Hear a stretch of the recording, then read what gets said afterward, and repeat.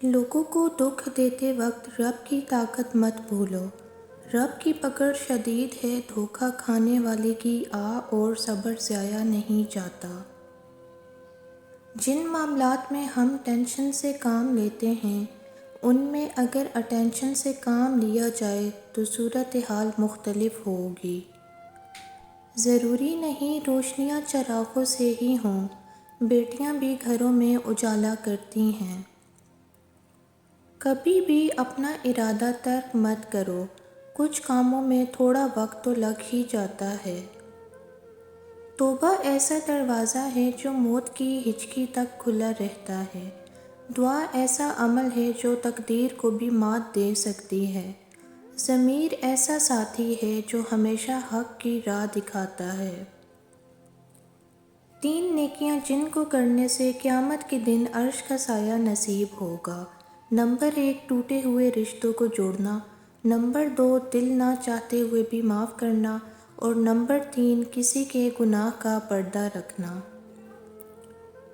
شکر ادا نہ کرنا بھی ایک بیماری ہوتی ہے، ایسی بیماری جو ہمارے دلوں کو روز بروز کشادگی سے تنگی کی طرف لے جاتی ہے، جو ہماری زبان پر شکوے کے سوا کچھ آنے نہیں دیتی۔ رہنما کی ضرورت نہیں ہے، بلکہ اب آپ نے خود اٹھنا ہوگا، ہمت جمع کر کے خود کو خود ہی سنبھالنا ہوگا۔ ہر دفعہ محسن نہیں آیا کرتے، اپنا رہنما اپنا محسن خود بننا سیکھو۔ جو جہاں خوش ہو اسے وہیں رہنے دیں۔ سبھی سچے لوگ اور رشتے ہمارے لیے نہیں ہوتے، رزق اپنے اپنے حصے کا ہی اچھا ہوتا ہے۔ اپنی بیٹیوں کو اس قابل ضرور بنائیں کہ کم از کم 2 وقت کی روٹی اور چھت کے لیے کسی درندے جاہل ذہنی پسماندہ آدمی کے ساتھ نباہ کرنے پر مجبور نہ ہوں۔ اچھی بیوی کے فرائض میں کہیں پہ بھی مرد کے جوتے اور گالیاں کھانا شامل نہیں ہے۔ مخلصی کی اپنی ایک بہت پیاری بھینی بھینی سی خوشبو ہوتی ہے۔ آپ جتنا زیادہ دنیا کے ڈسے ہوئے ہوتے ہیں اتنا ہی زیادہ جلدی اسے محسوس کر لیتے ہیں۔ ٹھیک اسی طرح دھوکے، غرض اور لالچ کی ایک خاص قسم کی بدبو ہوتی ہے، اور اسے بھی وہی سونگھ سکتا ہے جس نے زمانے کی ٹھوکریں کھائی ہوتی ہیں۔ رات کے وقت جب ہم ستاروں کا نظارہ کرتے ہیں تو اس وقت ہم ستاروں کہکشاؤں کا حال نہیں جبکہ ہم ان کا ماضی دیکھ رہے ہوتے ہیں۔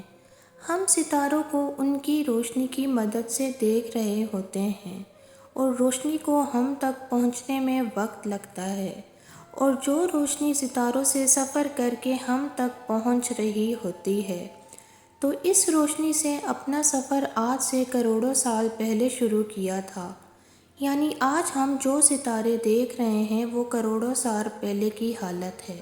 وہ لوگ جو آپ کی بات پوری سنے بغیر ہی آپ پر الزام لگائے اور برے لفظوں سے آپ کی بے عزتی کرے، گالیاں دینے والا انسان دنیا کا سب سے برا انسان ہے۔ باپ کی کمائی پر عیاشی کرنے سے پہلے یہ سوچ لینا، وہ انسان آپ کی عیاشی کے لیے گرمی، سردی، بیماری کی پرواہ کیے بغیر لوگوں کی باتیں گالیاں سن کر کس طرح کماتا ہے آپ کے سکون کے لیے۔ کنول کا پھول کہنے کو تو کیچڑ میں کھلتا ہے، مگر چونکہ اللہ نے اسے پاکیزہ رکھا ہے اس لیے وہ کیچڑ میں رہنے کے باوجود پاکیزہ ہے۔ سوچنا چھوڑ دیجئے کہ دنیا آپ کے بارے میں کیا سوچتی ہے، ہاں مگر یہ دھیان ضرور رہے کہ اللہ تبارک و تعالیٰ کے نزدیک آپ کیا ہیں، کیچڑ یا کیچڑ میں کھلا ہوا کنول کا پھول۔ ایک عیسائی مزدور روز شام کو مزدوری سے واپس آ کر اپنی پریشان حال بیوی کو کہتا ہے، پریشان نہ ہو، مسلمانوں کا یہ مقدس مہینہ گزر جائے تو پھر چیزیں سستی ہو جائیں گی۔ نہایت افسوس کا مقام ہے ہمارے حکمرانوں کے لیے۔ یہ بھی ناشکری ہے کہ سورج طلوع ہونے کا وقت صبح 5 بجے جبکہ کاروباری زندگی دوپہر 12 بجے۔ دن کے خوبصورت اور قیمتی 7 گھنٹے تو ہم صرف اونگ لینے میں ہی ضائع کر دیتے ہیں، اور پھر رات کو 12 بجے تک روشنیاں جلا کر کاروبار کرتے ہیں اور خوب بجلی ضائع کرتے ہیں۔ یہ سراسر اللہ کی ناشکری ہے، اور اللہ ناشکروں سے اپنی نعمتیں اٹھا لیتا ہے۔ زندگی میں ایک بات سیکھی ہے کہ جب تک آپ ایک پہیلی بنے رہیں گے، آپ لوگوں کے لیے اہم رہیں گے۔ جہاں آپ نے کسی کو اپنا سمجھ کے اپنا آپ اس کے آگے کھول دیا، وہیں آپ ایک فالتو اور غیر اہم انسان بن کے رہ جائیں گے۔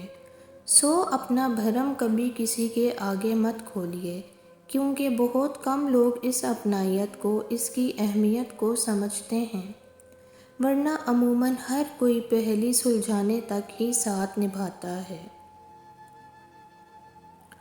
اگر آپ اپنی اولاد کو اپنا دوست بنا کر اچھا انسان نہیں بنائیں گے، تو برے لوگ انہیں اپنا دوست بنا کر برا انسان ضرور بنا دیں گے۔ مذہب میں سے انسانیت اور خدمت نکال دی جائے تو صرف عبادت رہ جاتی ہے، اور محض عبادت کے لیے پروردگار کے پاس فرشتوں کی کوئی کمی نہیں۔ اپنے دشمن کو 1000 موقع دو کہ وہ تمہارا دوست بن جائے، اور اپنے دوست کو ایک بھی موقع نہ دو کہ وہ تمہارا دشمن بن جائے۔ انسانوں پر بھروسہ کر بھی لیا جائے تو وقت اور حالات پر نہیں کیا جا سکتا۔ وقت اور حالات وہ چیزیں ہیں جو ہر جذبہ، ہر رشتہ بدل دیتے ہیں۔ کسی کو برباد کرنے کی سوچ آپ کی بربادی کے لیے کافی ہے۔ انٹرنیٹ ہسٹری تو صاف ہو ہی جاتی ہے، لیکن یہ جو کندھوں پہ بیٹھے ہیں، ان کا کیا ہوگا؟ جب بھی غصہ آئے تو یاد رکھیں کہ ماہرین نفسیات کے مطابق آپ کی زبان آپ کے دماغ سے جلدی حرکت کرنے کی صلاحیت رکھتی ہے۔ تو ایک لمبی سانس لیجئے اور غصے کی کیفیت میں اپنا منہ بند رکھیں۔ میں نے بدتمیز لوگوں سے تمیز سیکھی، باتونی لوگوں سے خاموشی سیکھی، اور بے ادب لوگوں سے ادب سیکھا ہے۔ سائیکالوجی کے مطابق جو لوگ چلنے کے دوران اپنے کندھوں اور کمر کو جھکا لیتے ہیں، تو انہیں چڑچڑے پن یا ناخوشگوار مزاج کا تجربہ ہوتا ہے۔ اس طرح چلنے کے عادی افراد ذہنی طور پر مثبت تجربات کی بجائے منفی چیزوں کو زیادہ یاد رکھتے ہیں، جو بالتدریج ان کی ذہنی صحت کو نقصان پہنچانے کا باعث بنتا ہے، اور الزائمر جیسے امراض کا خطرہ بڑھ جاتا ہے۔ اگر آپ کو ہماری ویڈیو پسند آئی ہے تو ویڈیو کو لائک اینڈ شیئر کیجیے، چینل کو ضرور سبسکرائب کریں۔ ملتے ہیں نیکسٹ ویڈیو میں، تب تک کے لیے اللہ حافظ۔